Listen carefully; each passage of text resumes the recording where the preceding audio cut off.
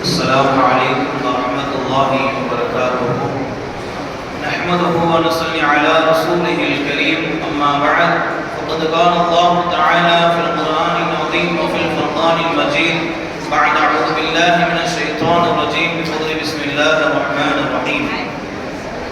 المال والبنون زينة الحياة الدنيا.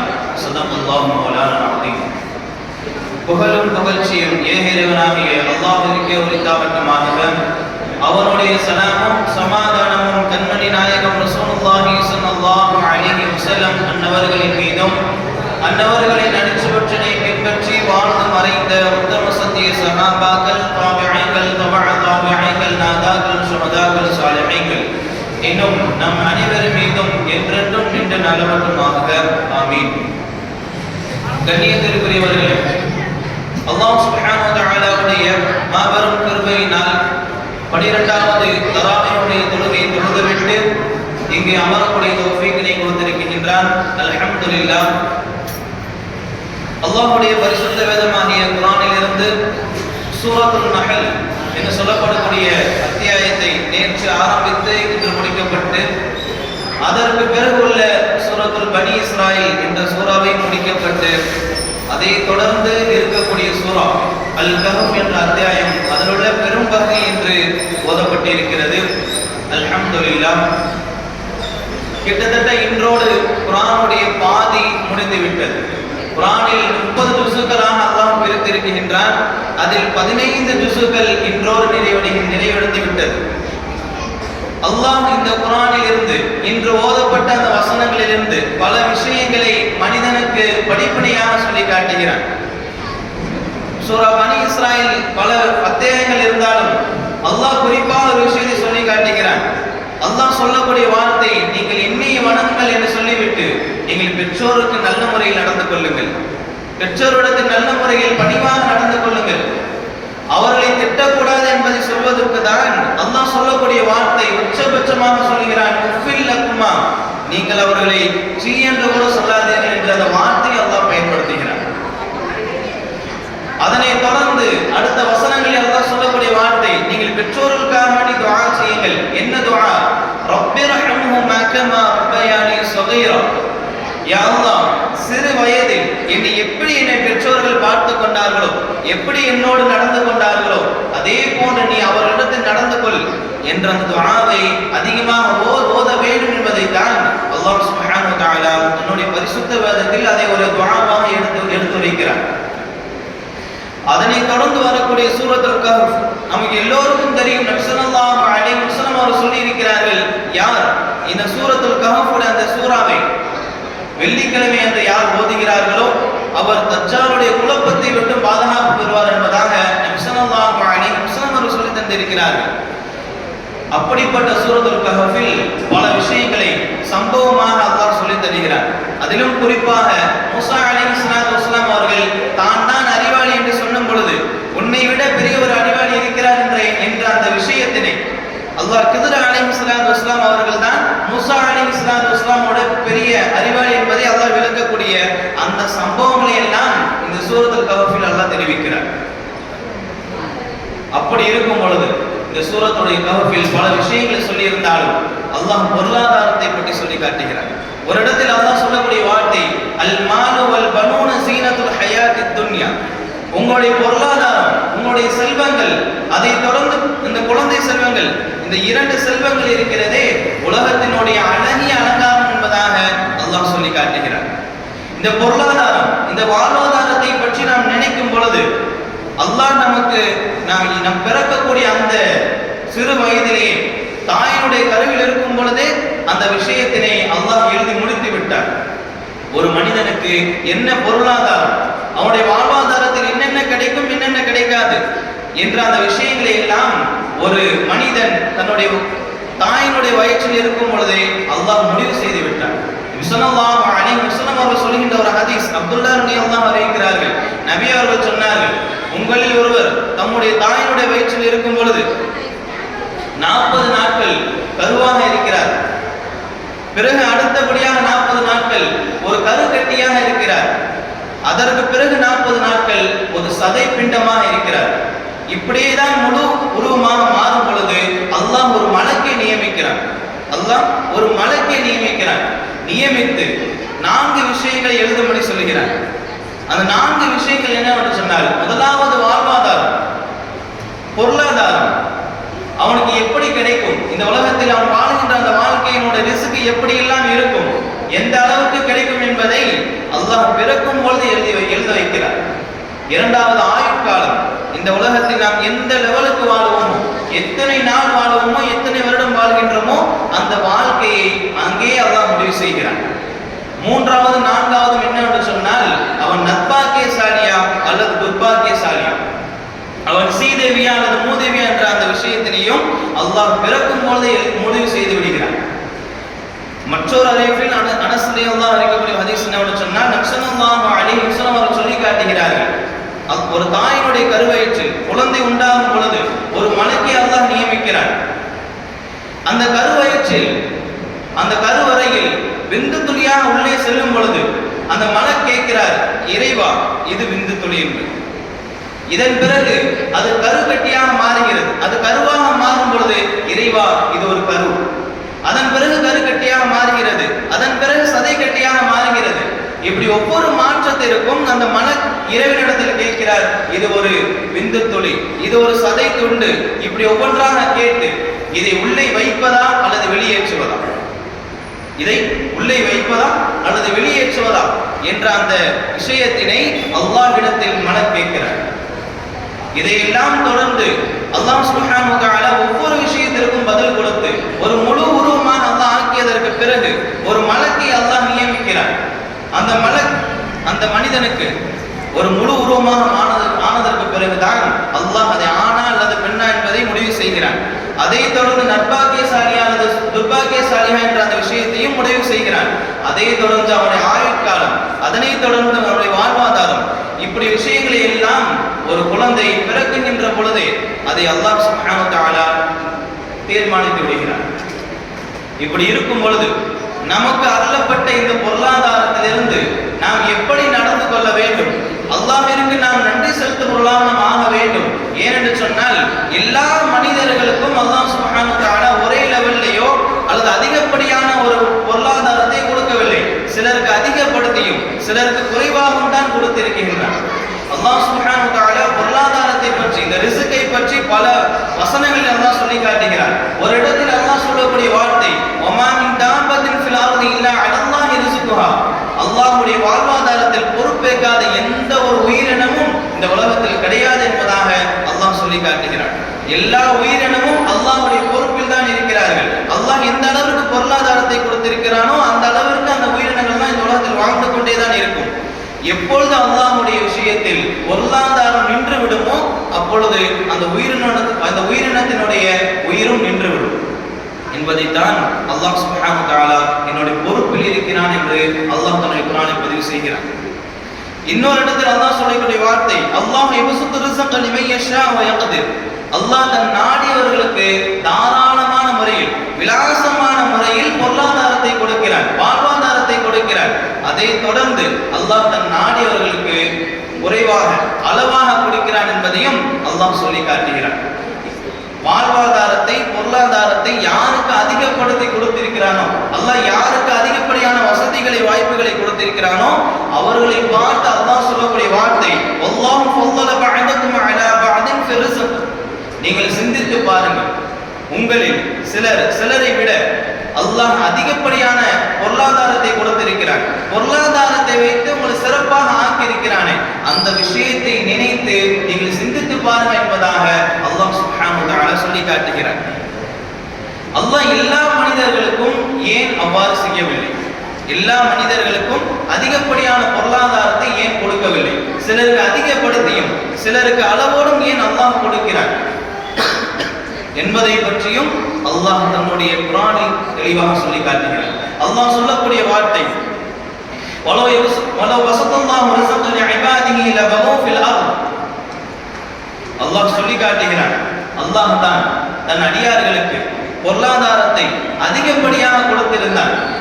அதிகப்படியான முறையில் பொருளாதாரத்தை எல்லா மனிதர்களுக்கும் கொடுத்திருந்தால் அந்த மனிதர்கள் எல்லாம் என்ன செய்திருப்பார்கள்? இந்த பூமியில் அராஜகத்தை நிலைத்திருப்பார்கள், அராஜக அந்த பிரச்சனையை பரவ செய்திருப்பார்கள் என்பதாக அல்லாஹ் சுப்ஹானஹு வ தஆலா சொல்லி காட்டுகிறார். யாருக்கு பொருளாதாரத்தை அதிகப்படுத்தி கொடுத்திருக்கிறானோ அவர்கள் என்ன செய்ய வேண்டும் என்று சொன்னால் இல்லாதவர்களுக்கு அதை கொடுக்க வேண்டும். யாருக்கு அல்லாஹ் அளவோடு கொடுத்திருக்கிறானோ அவர்கள் அதை வைத்து பொருந்தி கொள்ள வேண்டும் என்பதுதான் குர்ஆனும் ஹதீஸும் நமக்கு சொல்லித் தரக்கூடிய விஷயம். நாம் செலவு செய்ய வேண்டும் என்று சொன்னால், நமக்கு கொடுக்கப்பட்ட பொருளாதாரத்தில் செலவு செய்ய வேண்டும் என்று சொன்னால் அல்லாஹ்வுடைய பாதையில் முதலில் யாருக்கு செய்ய வேண்டும் என்று சொன்னால் நம்முடைய குடும்பங்களுக்கு தான் செய்ய வேண்டும். நபி ஸல்லல்லாஹு அலைஹி வஸல்லம் ஒரு மனிதர் வந்து கேட்கிறார், யா ரசூலல்லாஹ், இரண்டு தந்தைமார்கள் இருக்கிறார்கள், அவர்களில் யார் சிறந்தவர்? யார் அந்த இரண்டு தந்தைமார்கள் சொன்னால், முதலாவது தந்தைக்கு மார்க்கத்தை கொடுத்திருக்கிறார் அல்லாஹ், அந்த மார்க்கத்தை வைத்து அவர் வாழுகிறார், மார்க்கத்தின் நிலையான முறையில் வாழுகிறார், சரியான முறையில் வாழுகிறார். ஆனால் தன்னுடைய சந்ததியினருக்கு விலாசமான முறையில் பொருளாதாரத்தை விட்டு செல்கிறார். இது முதலாவது தந்தை. இரண்டாவது தந்தை எப்படிப்பட்டவர் என்று சொன்னால், அல்லாஹ் கொடுக்கிறார், மார்க்கத்தை அல்லாஹ் கொடுக்கிறார், மார்க்கத்துடைய நெடியில் அவர் நல்ல முறையில் தான் வாழ்கிறார். ஆனால் தன்னுடைய சந்ததிகளுக்கு சரியான முறையில் பொருளாதாரத்தை விட்டு செல்லவில்லை. இந்த இரண்டு தந்தைமார்களில் யார் சிறந்தவர் என்பதாக நபியிடத்தில் கேட்கும் பொழுது நபி ஸல்லல்லாஹு அலைஹி வஸல்லம் அவர்கள் சொல்லி காட்டினார்கள், இருவரில் முதலாமானவர் தான் சிறந்தவர். இரண்டு மனிதர்களுக்கும் அல்லாஹ் மார்க்கத்தை கொடுத்திருக்கிறான், மார்க்கத்தை வைத்து ஒரு நல்ல முறையில் தான் வாழ்கிறார்கள். இருந்தாலும் கூட தன்னுடைய சந்ததியினிடத்தில் தான் குடும்பங்களில் நல்ல முறையில் விலாசமான முறையில் பொருட்களை செலவு செய்ய வேண்டும் என்பதைத்தான் யார் செலவு செய்தார்களோ அவர்தான் சிறந்தவர் என்பதை நபி ஸல்லல்லாஹு அலைஹி வஸல்லம் அவர்கள் சொல்லி காட்டுகிறார்கள். சஅத் இப்னு அபீ வக்காஸ் ரலியல்லாஹு அவர்கள் மரண தருவாயில் மரண படுக்கையில் இருக்கிறார்கள். அப்பொழுது நபி ஸல்லல்லாஹு அலைஹி வஸல்லம் அவர்கள் அவரை இந்த சஹாபியை பார்க்க வருகிறார்கள். சந்திக்க வந்ததற்கு பிறகு சஅத் இப்னு அபீ வக்காஸ் ரலியல்லாஹு சொல்கிறார்கள், நான் என்னுடைய சொத்துக்களை, என்ன பொருளாதாரத்தை அனைத்தையும் அல்லாஹ்வுடைய பாதையில் நான் என்ன செய்ய போகிறேன், அர்ப்பணிக்க போகிறேன், அதற்கு நான் தயாராக இருக்கிறேன் என்பதாக நபியிடத்தில் சொல்லும் பொழுது நபி ஸல்லல்லாஹு அலைஹி வஸல்லம் அவர்கள் சொன்னார்கள், நீங்கள் அப்படி செய்ய வேண்டாம். நீங்கள் அப்படி செய்வதாக இருந்தால் உங்களுடைய சொத்துக்களில் 3 பங்காக பிரித்து 3இல் 1 பங்கை அல்லாஹ்வுடைய பாதையில் நீங்கள் அர்ப்பணம் செய்யுங்கள். 3இல் 1 பங்கை அல்லாஹ்வுடைய பாதையில் நீங்கள் செலவு செய்யுங்கள். உங்களுடைய சந்ததியினர்கள், உங்களுடைய பிள்ளைகள் பிற மக்களிடத்தில் யாசிப்பவர்களாக, யாசகம் கேட்பவர்களாக, தேவையுடையவர்களாக ஆகுவதை விட, அப்படி விட்டு செல்வதை விட உங்களுடைய பிள்ளைகள் தேவையற்றவர்களாக, பிற மக்களிடத்தில் யாசகம் கேட்காதவர்களாக, தேவையற்றவர்களாக விட்டு செல்வதுதான் சிறந்தது, அதுதான் அறவழி என்பதாக நபி ஸல்லல்லாஹு அலைஹி வஸல்லம் அவர்கள் சொல்லி காட்டினார்கள். இப்படி சஹாபாவுடைய காலத்திலும் சரி, நபிமாருடைய காலத்திலும் சரி, தன்னுடைய குடும்பங்களுக்கு அதிகமான முறையில் பொருளாதாரத்தை, தனக்கு கொடுக்கப்பட்ட அந்த செல்வங்களை, தன்னுடைய கொடுக்கப்பட்ட அந்த சொத்துக்களை எல்லாம் முதலில் தன்னுடைய குழந்தைகளுக்கு கொடுத்தார்கள், தன்னுடைய குடும்பங்களுக்கு வாரி வழங்கினார்கள். அதைத்தான் இஸ்லாம் நமக்கு சொல்லித் தருகிறது. முதலில் நம்முடைய குடும்பங்களுக்கு தான் செய்ய வேண்டும், இரண்டாவதாக நம்முடைய உற்சார் உறவினர்களுக்கு நாம் கொடுக்க வேண்டும், மூன்றாவது தான் நமக்கு தெரிந்த எளியவர்களுக்கு கொடுக்க வேண்டும்.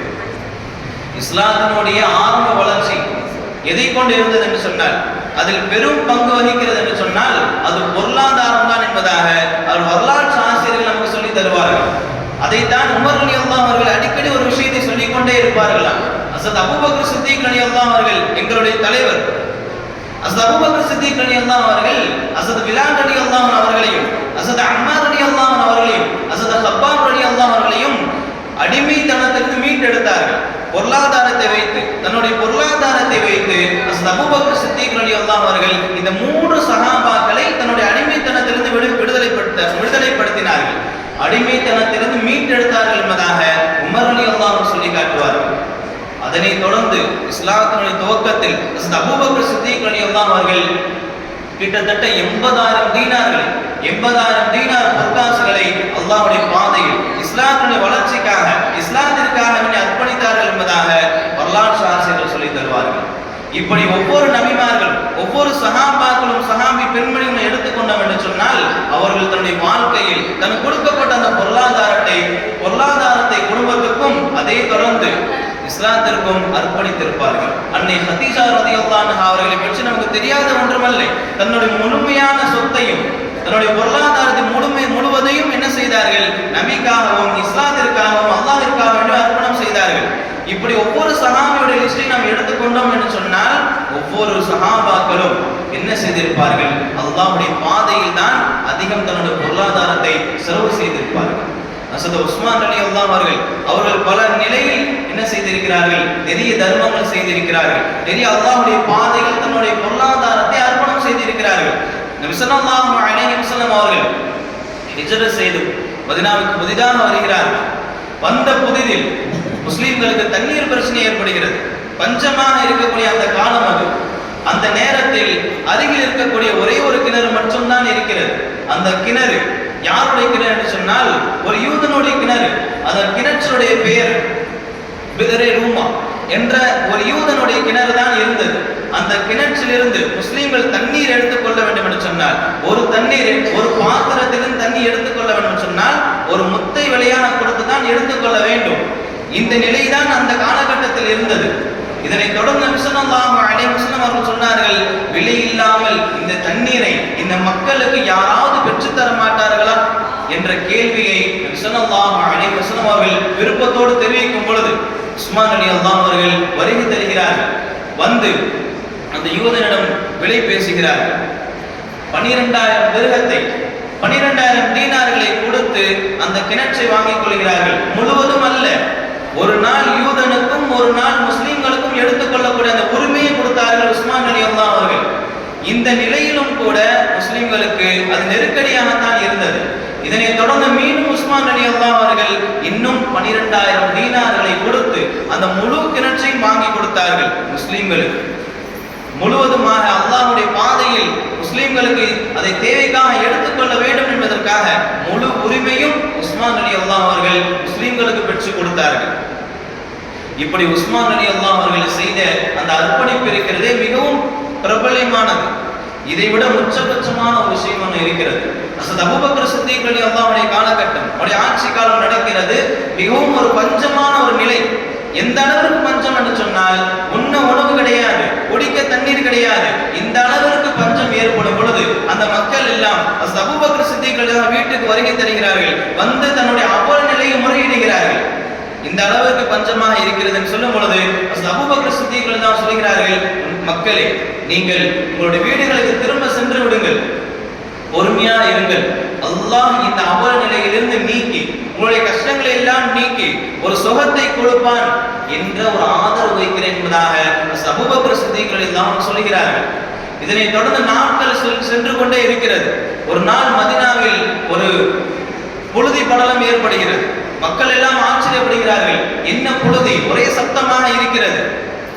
அந்த புழுதியை விலக்கி பார்த்தால் ஒரு ஒட்டக கூட்டம் வருகிறது. சில மாதங்களுக்கு முன்னால், இந்த பஞ்சமான நிலைக்கு முன்னால் சில மாதங்கள் நடந்தது. அதற்கு முன்னால் உஸ்மான் ரலியல்லாஹு அவர்கள் வியாபாரத்திற்காக வேண்டி 1000 ஒட்டகங்களோடு என்ன செய்தார்கள்? வியாபாரத்திற்காக வேண்டி ஷாம் தேசத்திற்கு சென்றிருந்த உஸ்மான் ரலியல்லாஹு அவர்கள் வருகை தருகிறார்கள். மக்களுக்கெல்லாம் அளவற்ற ஒரு மகிழ்ச்சி. 1000 ஒட்டகங்களோடு, எல்லா ஒட்டகங்களிலும் தானியங்களோடு, லாபங்களோடு வருகிறார்கள். வந்து உஸ்மான் ரலியல்லாஹு அவர்கள் அந்த வீட்டில் வருகிறார்கள். வரலாற்று ஆசிரியர்கள் எந்த அளவுக்கு சொல்வார்கள் என்று சொன்னால், முதலாவது ஒட்டகம் உஸ்மான் ரலியல்லாஹு ஒட்டகம் அவருடைய வீட்டில் நின்றது என்று சொன்னால், கடைசி ஒட்டகம் ஷாமுடைய எல்லையில் நின்றது என்பதாக சொல்லுவார்கள். இந்த அளவுக்கு வரிசையாக நின்று கூட்டம் கூட்டமாக நின்று கொண்டே இருக்கிறது ஒட்டகங்கள் எல்லாம். இந்த மதீனாவுடைய அந்த வியாபாரிகள், சுற்று நகர் அந்த வியாபாரிகள் எல்லாம் வருகை தருகிறார்கள் உஸ்மான் ரலியல்லாஹு வீட்டிற்கு. வந்து சொல்லுகிறார்கள், நீங்கள் மக்களுடைய நிலையை நீங்கள் அறிந்திருப்பீர்கள், எந்த அளவிற்கு பஞ்சமாக இருக்கிறார்கள். நீங்கள் அறியாத ஒன்று விஷயம் கிடையாது. நீங்கள் வரக்கூடிய வழிகளை நீங்கள் தெரிந்து கொண்டிருப்பீர்கள். அதனால் உங்களுடைய தானியங்கள் அனைத்தையும் எங்களுக்கு தான் நீங்கள் விற்க வேண்டும்.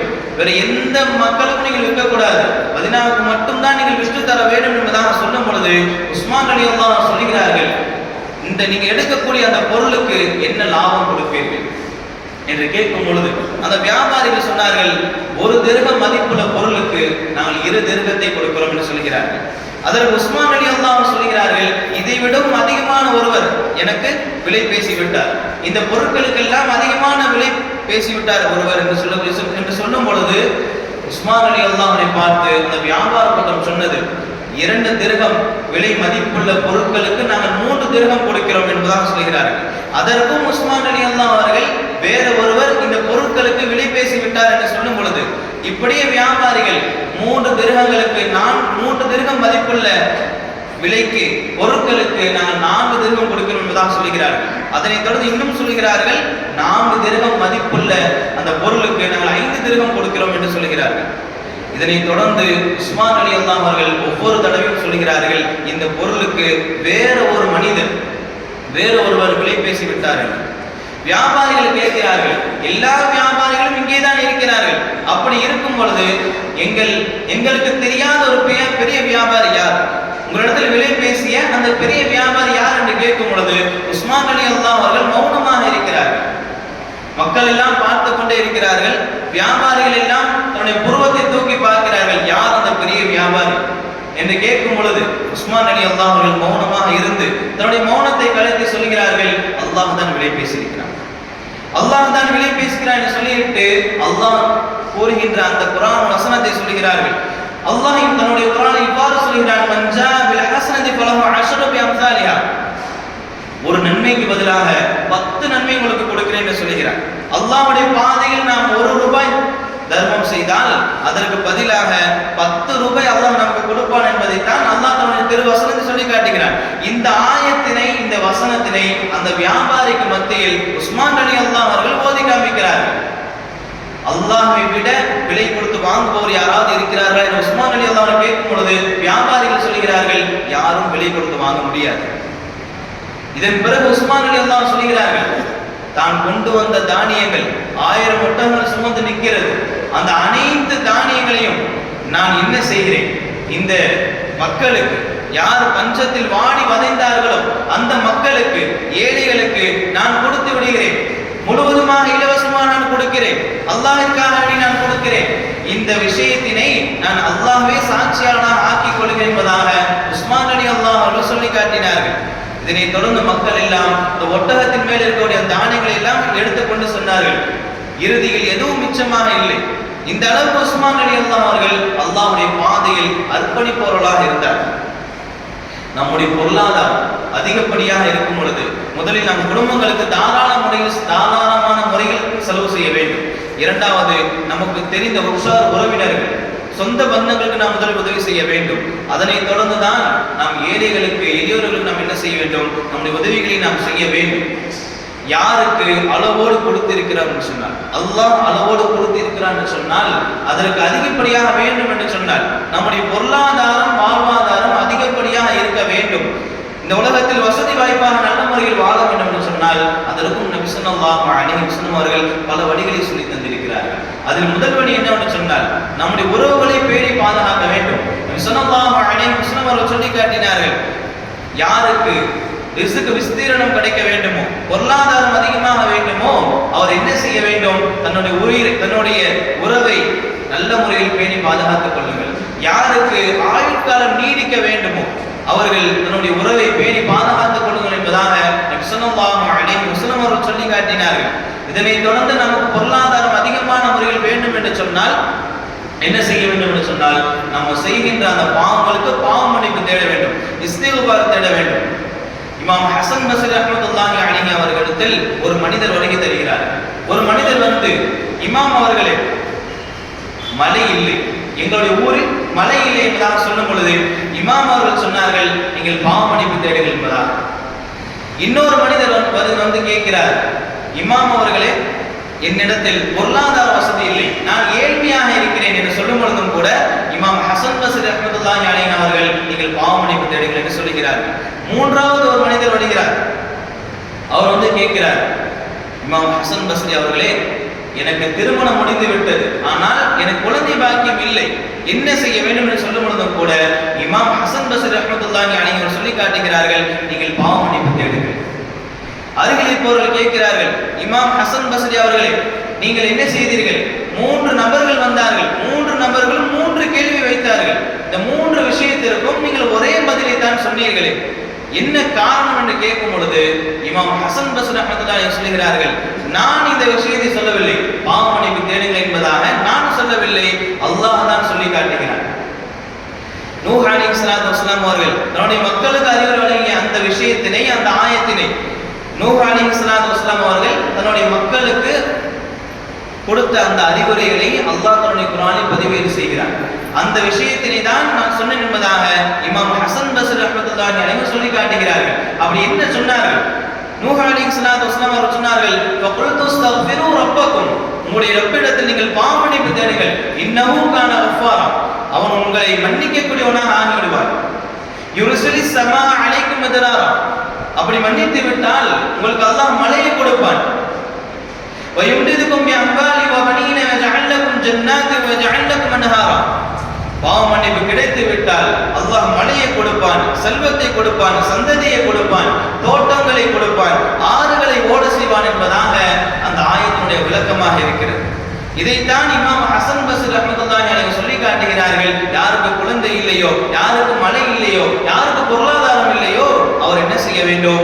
அல்லாஹ்விடத்தில் பாவ மன்னிப்பு தேட வேண்டும், இஸ்திக்ஃபார் செய்ய வேண்டும். அப்படி செய்தால் என்ன செய்யும்? நமக்கு என்ன தேவையோ அது நிறைவேறிவிடும் என்பதாக இமாம் ஹசன் பஸ்ரி ரஹ்மத்துல்லாஹி அலைஹி அவர்கள் சொல்லி காட்டுகிறார்கள். அந்த வகையில் நாம் என்ன செய்ய வேண்டும் என்று சொன்னால், நம்முடைய உறவை பேணி பாதுகாக்க வேண்டும். பொருளாதாரத்திற்காக வேண்டி நம்முடைய உறவுகளை பேணி பாதுகாக்க வேண்டும். அதை தொடர்ந்து நாம் செய்த அந்த பாவங்களுக்கு அல்லாஹ்விடத்தில் இஸ்திக்ஃபார் செய்ய வேண்டும். வல்லல்லாஹு ரஹ்மான் தௌஃபீக் செய்வானாக, நம்முடைய பொருளாதாரத்தை அதிகப்படுத்தி தருவானாக.